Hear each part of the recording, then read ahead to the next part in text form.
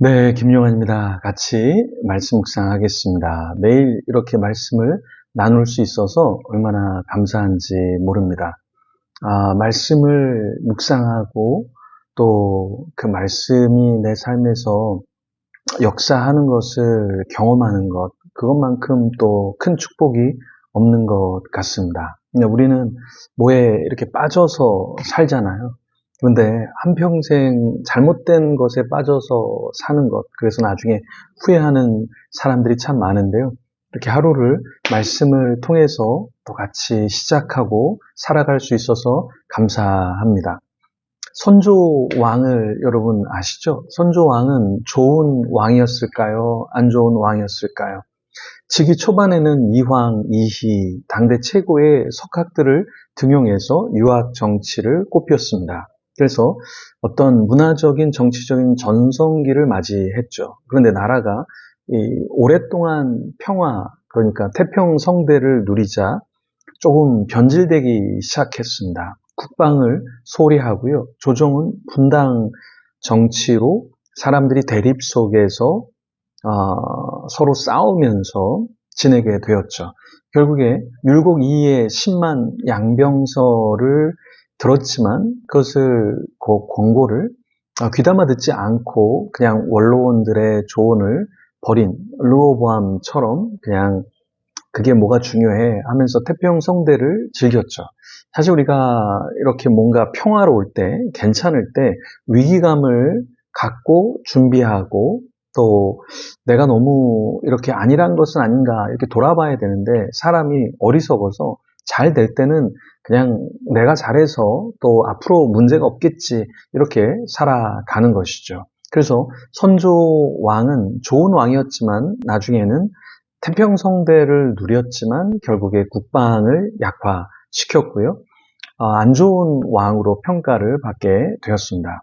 오늘 역대하 12장에 보면 우리가 어제 살펴본 르호보암은 좋은 면이 있었죠. 그런데 오늘의 르호보암은 어떤 문제를 보여주고 있을까요? 나라가 견고해지자 르호보암은 하나님의 율법을 버리기 시작했습니다. 교만하기 시작했어요.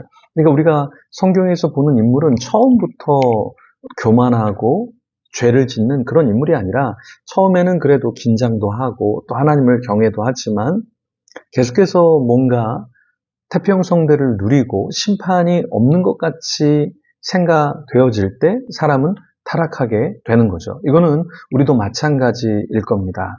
우리 교회는 괜찮아. 나는 괜찮아. 우리나라는 괜찮아. 그러면서 어떻게 되냐면 하나님을 경외하지 않죠. 하나님을 두려워하지 않게 되는 것이죠. 그래서 오늘 말씀을 우리가 상고하면서 우리가 어떻게 살아가야 될지 더 고민하면 좋겠습니다. 말씀을 읽어보겠습니다. 1절부터 읽어보겠습니다. 르호보암의 나라가 견고하고 세력이 강해짐에 그가 여호와 율법을 버리니 온 이스라엘이 본받은지라. 그들이 여호와께 범죄하였으므로 르호보암 왕 제5년에 애굽왕 시삭이 예루살렘을 치러 올라오니 그에게 병거가 1200대여 마병이 6만 명이며 애굽에서 그와 함께 온 백성 곧 리비아와 숫과 구스 사람이 헤아릴 수 없이 많더라.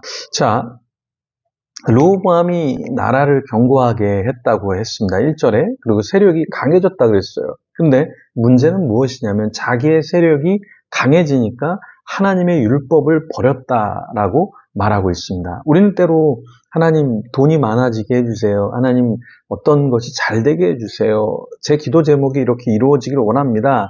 라고 기도를 하는데요. 사실 그런 것들이 다 이루어지면 우리 뜻대로 이루어지면 우리가 하나님의 율법을, 하나님의 말씀을 버리는 경우가 많습니다. 오히려 세상에 취해서, 권력에 취해서, 물질에 취해서 하나님이 나에게 원하시는 것을 망각하기 쉽다라는 것이죠. 그래서 르호보암만 죄를 범했던 것이 아니라 2절에 보면 여호와께 범죄하였으므로 라고 할 때 그 주어가 뭐냐면 그들이 라고 말하고 있습니다. 그러니까 앞에 선 사람이 타락하면 앞에 선 사람만 타락하는 것이 아니라 그와 함께한 사람들이 다 타락하게 된다라는 거예요. 그래서 우리가 왜 담임 목회자를 위해서 또 선교사님을 위해서 위정자들을 위해서 앞에 선 사람들을 위해서 우리가 왜 기도를 할까요? 그 사람들이 타락하고 게을러지고 영적인 감각을 잃어버리면 시대적으로 하나님의 심판이 임하기 때문에 그런 것이죠. 그러니까 한 사람이 무너지는 건 한 사람만 무너지는 것이 아니라 그 주위에 있는 사람들이 다 무너지게 되는 거고요. 주위에 있는 사람들이 다 무너지면 교회들과 사회들이 안타깝게도 다 무너지게 된다라는 것입니다. 근데 하나님께서 이러한 이스라엘 백성들을 보고 하나님께서는 어떠한 조치를 취하시냐면 애굽의 사람들, 특별히 시삭이 예루살렘을 치러 올라오게 했습니다. 애굽 왕 시삭이 올라온 것은 인간적으로 볼 때는 저주고 재앙이에요. 근데 하나님의 입장에서 보면 이 친구들을 좀 흔들어 깨워야 되겠는데 어떻게 흔들어 깨울 수 있을까? 이들이 태평성대를 누리고 있기 때문에 이런 것이 아닌가. 그래서 애굽 왕 시삭을 예루살렘으로 하나님께서 보내시죠. 근데 그 병거가 1200대라고 이야기하고 있습니다. 마병이 6만 명이다라고 이야기를 하고 있어요. 그래서 4절에 보면 시삭이 유다의 견고한 성읍들을 빼앗고라고 말을 하고 있습니다. 유다의 성읍들이 얼마나 견고했으면 빼앗기지 않으리라라고 여겼을 텐데 하나님께서는 그 유다의 견고한 성읍들 그리고 예루살렘 그러니까 시온이라고 그들이 말하는 하나님의 성이라고 이야기하는 그 예루살렘도 무너지게 되었다. 그들에게 점령되었다라는 것이죠. 우리가 생각할 때 이거는 하나님도 건드릴 수 없어. 이거는 시대적으로 문제가 되지 않아. 라고 생각하는 것이 무너질 수 있다라는 겁니다. 내 건강은 절대 무너지지 않아. 나의 재력은 무너지지 않아. 나의 인기는 사그러들지 않아. 나와 함께하는 사람들은 나를 떠나지 않아. 근데 사실은 그렇지 않아요. 여러분, 특히 이제 저 같은 경우는 개척을 했잖아요. 개척하면, 이 사람은 안 떠날 거야. 이 사람은 도와줄 거야. 이 사람은 연합할 때 계속 같이 할 거야. 라고 생각하지만, 이런 생각이 마구마구 깨지는 경우가 있어요. 내가 생각하는 사람이, 나와 함께 하지 않고, 나와 생각이 다른 경우가 있고요.